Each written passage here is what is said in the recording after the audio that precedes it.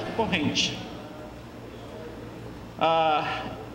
Voltando, eu falei atrás, quer dizer, esse aumento de gasto brutal com o pessoal explica por que o gasto do pessoal em relação ao PIB, que deveria ter caído, não caiu. E por que não caiu? É muito simples. Basta a gente olhar esse outro gráfico aqui. Isso aqui é os servidores, ou melhor, vamos olhar só o executivo. Isso aí é o dado de servidores ativos da União, executivo, de 1991 a 2011. 1991 era 998 mil servidores. Ao longo de todos os anos, vários governos, governo Itamar, governo Fernando Henrique, você foi enxugando, você foi racionalizando a estrutura da máquina pública. A partir de 2003, volta a subir. Então, e todos os anos isso aumenta.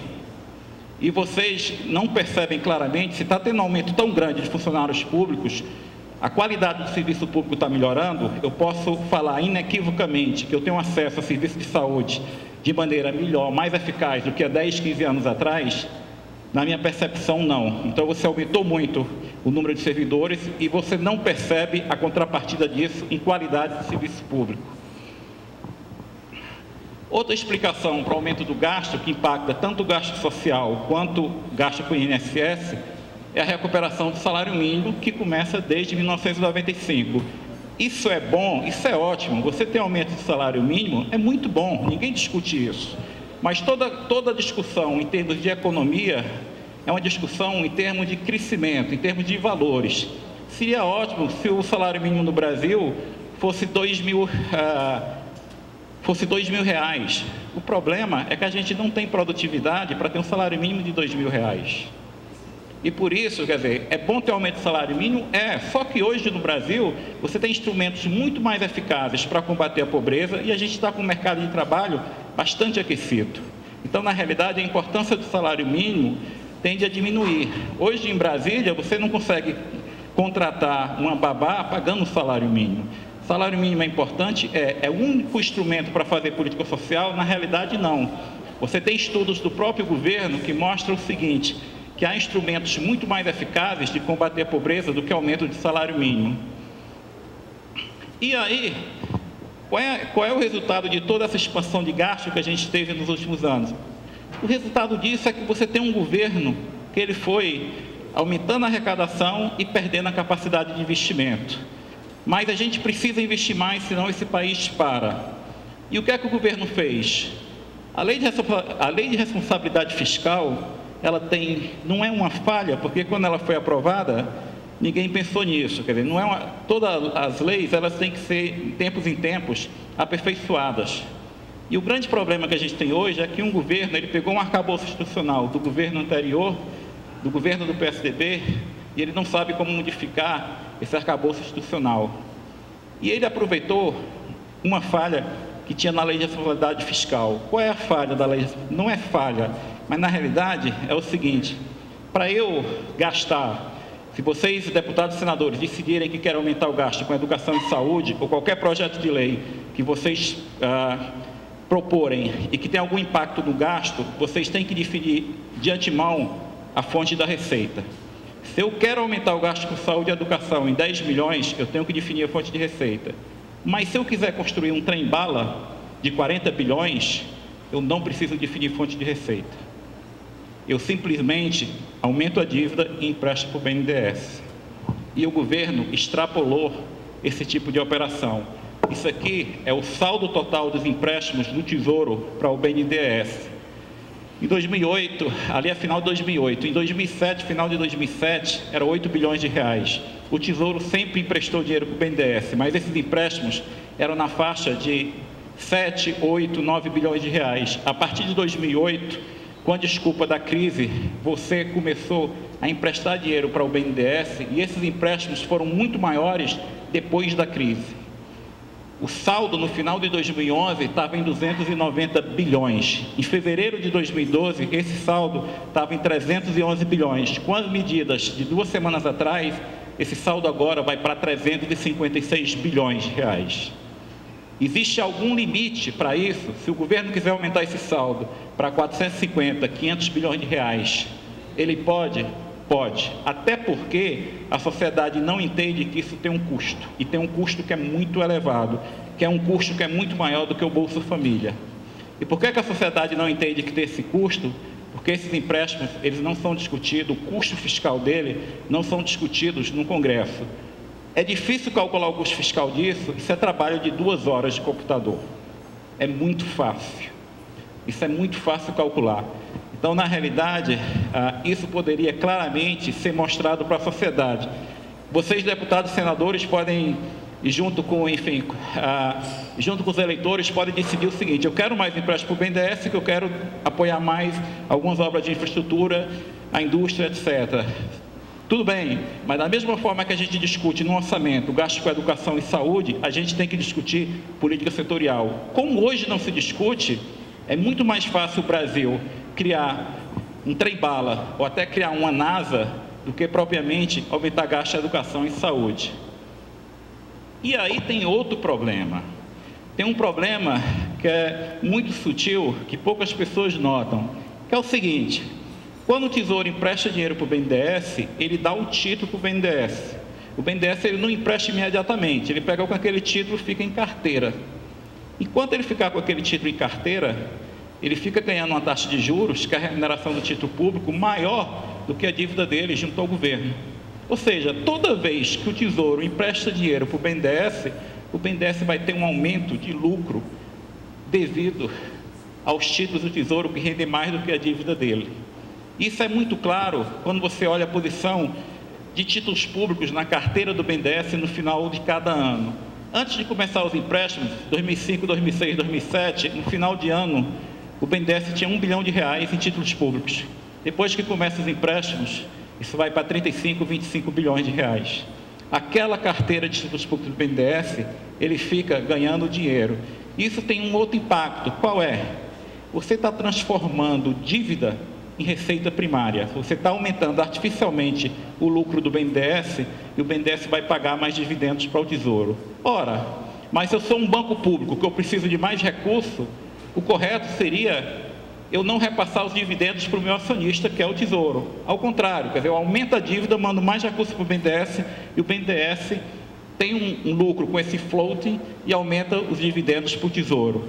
Então, isso está equivocado, isso está errado.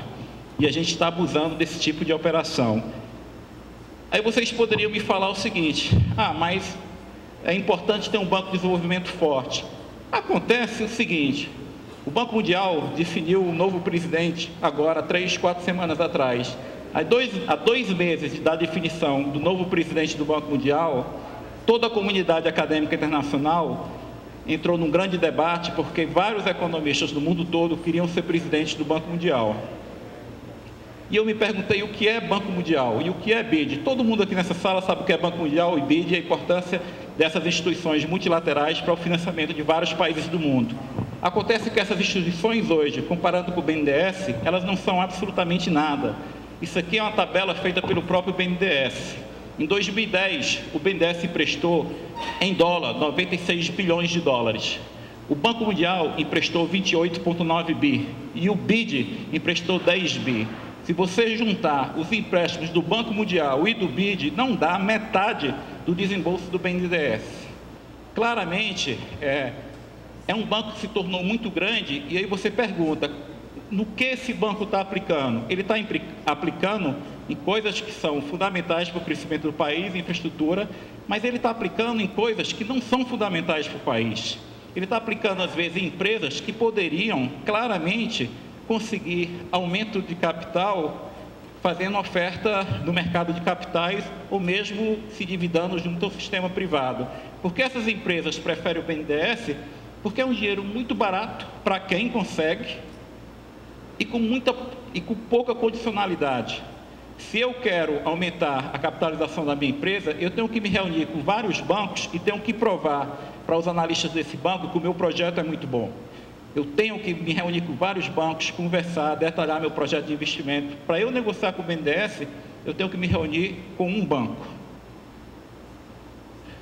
Isso é uma crítica ao BNDES? Não. Quer dizer, na realidade, todo mundo é a favor do BNDES, mas o BNDES, como banco público, ele deve investir em projetos de elevado retorno social. Você quer um banco público para investir em projetos que dão um retorno grande para a sociedade, e não para investir em projetos que têm um retorno privado individual muito grande, porque para esses projetos você tem um mercado privado. E uma coisa claramente que está acontecendo é que os desembolsos do BNDES ficaram tão grandes que estão, ao invés de ajudar, estão prejudicando o desenvolvimento do mercado de capitais no Brasil.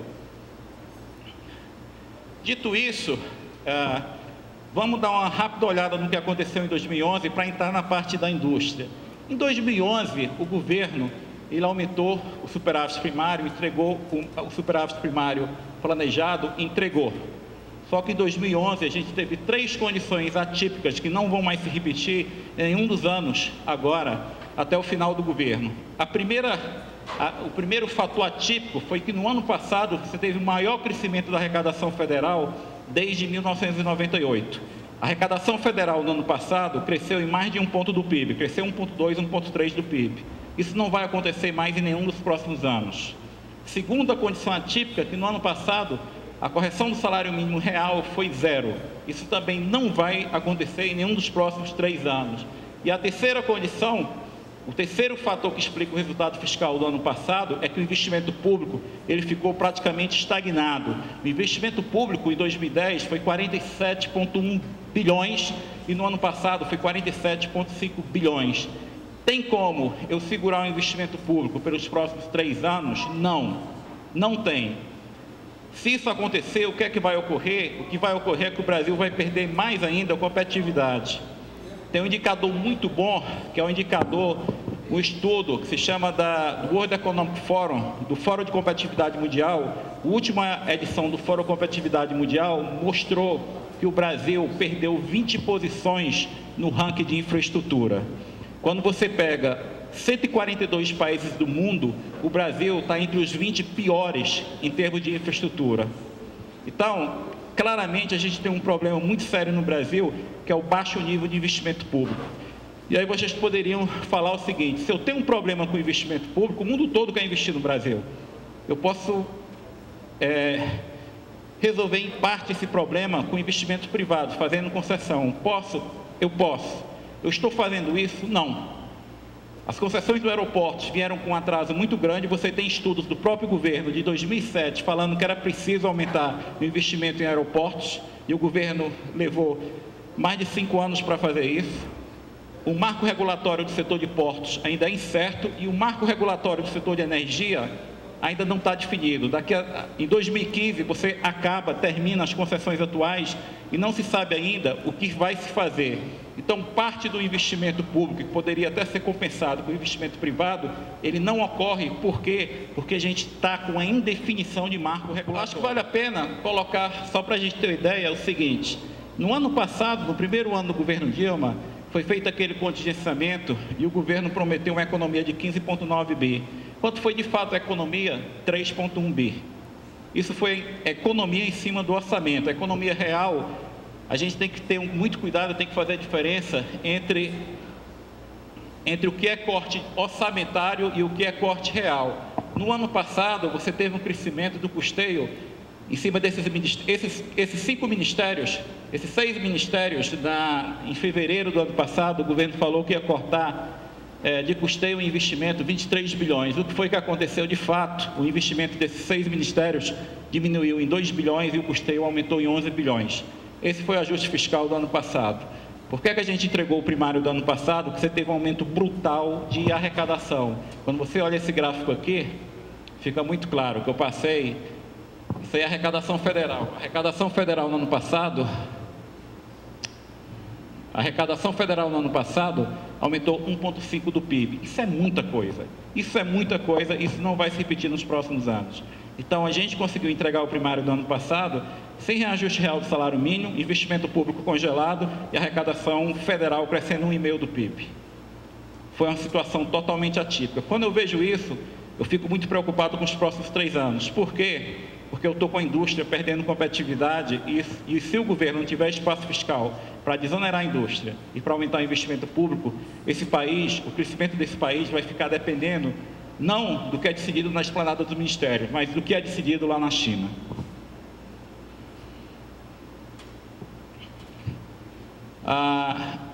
Uma coisa que me preocupa muito em relação às contas fiscais de 2011, que está se tornando uma coisa tradicional no Brasil, vocês que foram governadores e prefeitos,